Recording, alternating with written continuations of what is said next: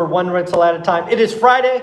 I'm with my boy Ty. We do the financial wrap up this week. We're going to try to do it on live. Usually we do it on Zoom.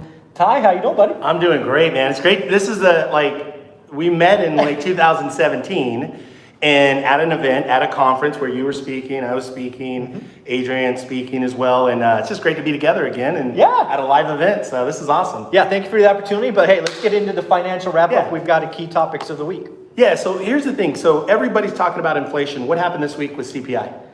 Well, so CPI was the most important number of the week, like we talked about last week. And it came in low, right? It came, last month was 9.1. Expectation was 8.7. I expected 8.3. It came in at 8.5.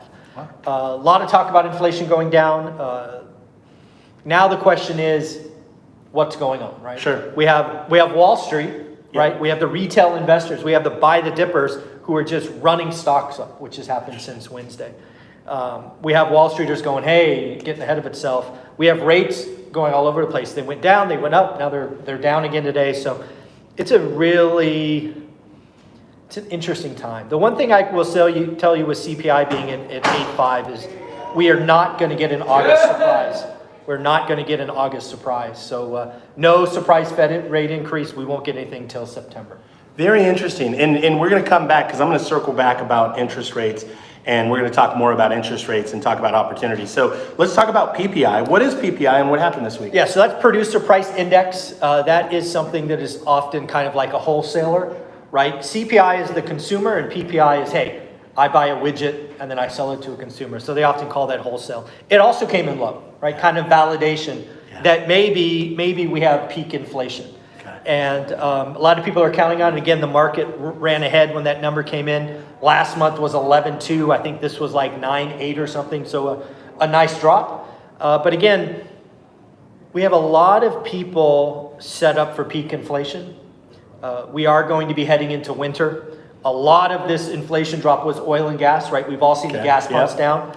I think it's fair to say we hope that continues. I certainly do, right? Sure. But we're heading into winter. There's a lot of stuff going on in Europe. So yeah, it's interesting. But yeah, CPI, PPI, both down, peak inflation.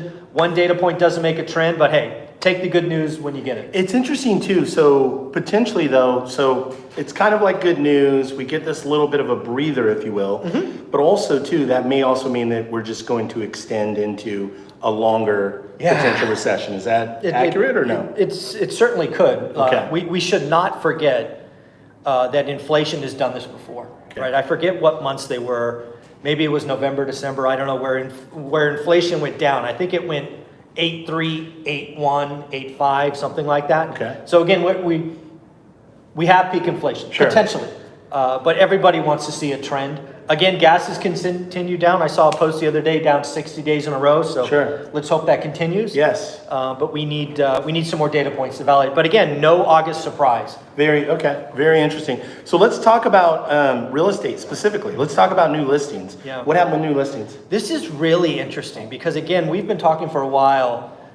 Remember we talked about July 20th. Sure. National Association of Realtors being that was a big day. That was a big day, right? Yeah. And when we talked about that day, we said this is what's going to happen. Yep. Buyers were going to back away because they're scared. Unaffordability. 13 million people can't buy that want to buy because of higher rates.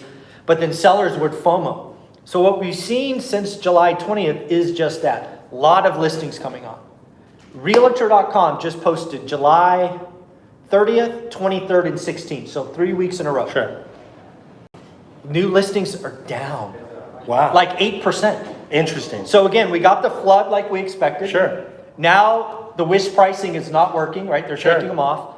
But yeah, it's going to be very noisy for 30 to 60 days because buyers can't do this, sellers can't do that. Transactions are just going to crash. Very interesting. So we still see a trend in transaction crashing. Oh, no question. But obviously inventories are still low and still potentially tightening. Let's talk about active listings and even tie it together with price drops. What are you seeing there this last week? So it's really interesting, right? We just talked about new listings down. Sure. So most people hear that and they would naturally think active listings have to be down too. Right. This time is different. This is weird. Active listings, total active listings are up. They're actually up 30%, 29%, according to Realtor.com. Again, so think about that. New listings down 8%, active listings up 29%. again, what's happening? Buyers and sellers aren't agreeing. Right? We have sellers throwing out a 400 house at 4.25. Right.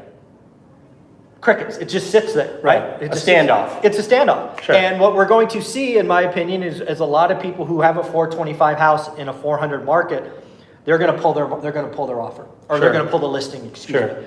And again, they're going to stay put, because why give up a house with a low interest rate to move? So this is all leading to transaction crash. Sure. Now price drops. We are seeing, again, right, a 425 house in a 400 market. We're seeing record number of price cuts. Interesting. Record numbers. Sure.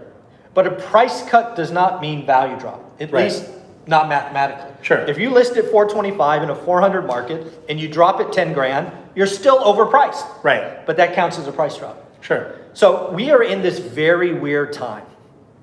And it's only going to last probably another 60 days. Okay. Where buyers and sellers aren't agreeing, right? We're almost out of summer. We are going to be entering winter. Sure. This is going to balance out. Okay. And what is going to be left is what you and I look for, motivated sellers. Yep. Layoffs are going to increase. It's a business cycle. Sure. Life happens, death, divorce, all these job transfers, it all happens. So it's a very messy market.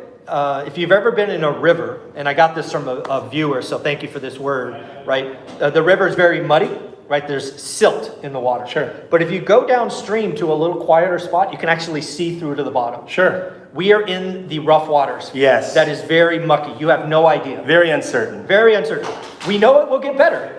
Sure. But that's down there, down the ways. We just have to get there together. So that's what's going on. I love it. I love it. So let's talk about, so this is interesting. So during times of uncertainty, there's a lot of opportunity. And I want to pre-frame, I want to go back to the CPI, what we talked about.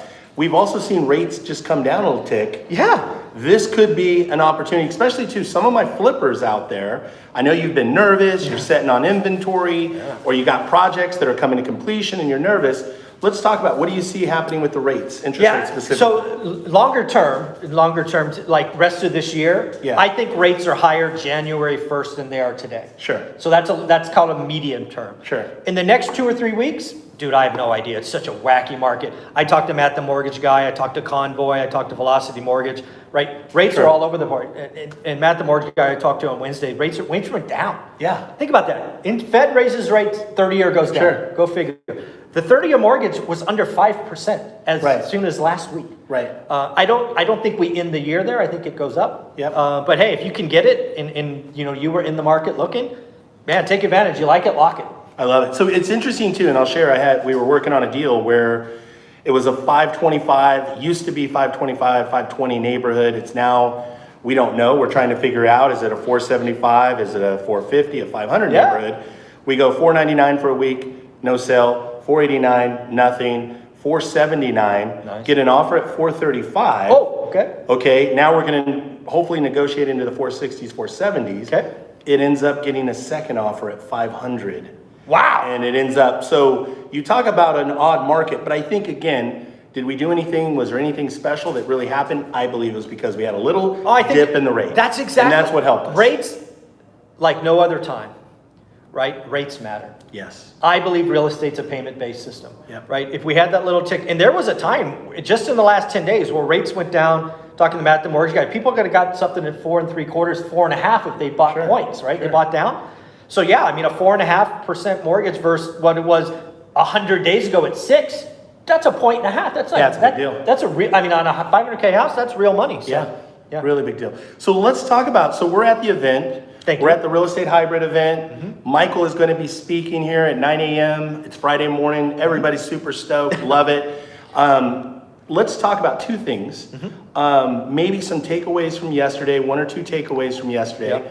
And then maybe talk about, in terms of opportunity, the opportunity side of what you're going to talk about today, and why is right now such a great time?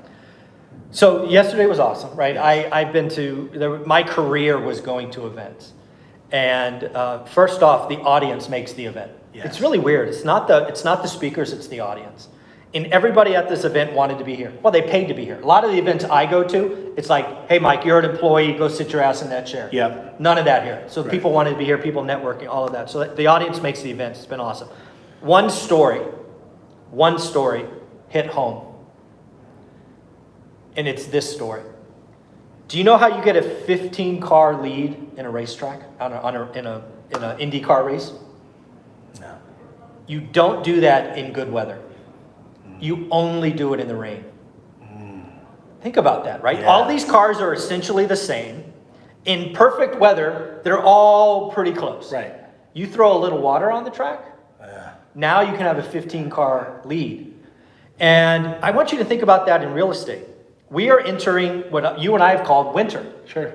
Fuck it, it's raining. Yes. And now the ones that are prepared and done the work are going to win, and everybody else is going to spin out and crash into the wall. That's just, that one, I felt that one. Yes. Right? Some stories just hit you, and I'm not a car guy. Sure. I don't get it, but I get the picture, right? When it rains, you can get a 15-car lead. Wow. We are heading into winter. The prepared will do fine. You'll have to slow down. I can only imagine, right? You're driving a high-performance car in the rain. You got to go a little slower. But you don't have to stop. Right. You have to go a little slower. Right. Right? You have to be a little bit more careful. You got to get a tighter buy box. You have to know your numbers. Dude, we're entering winter, the rain. People that follow you are one rental at a time. We do the work. We don't sit on our ass and Netflix and chill. Right. Right. We are doing the work every day, 20 minutes. We're just going after it. So yeah, I'm excited. I'm excited. I felt that one. I love it. I love it. That's so great. So obviously now is the opportunity.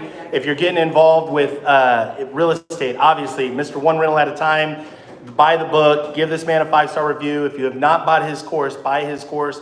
Absolutely amazing. I've got to say, I'm so excited for today. Michael's talking, he's opening up, he's talking basically a state of the union, what's going on in real estate, where are we at, why is it winter, and where are the opportunities. We've got Thatch to win.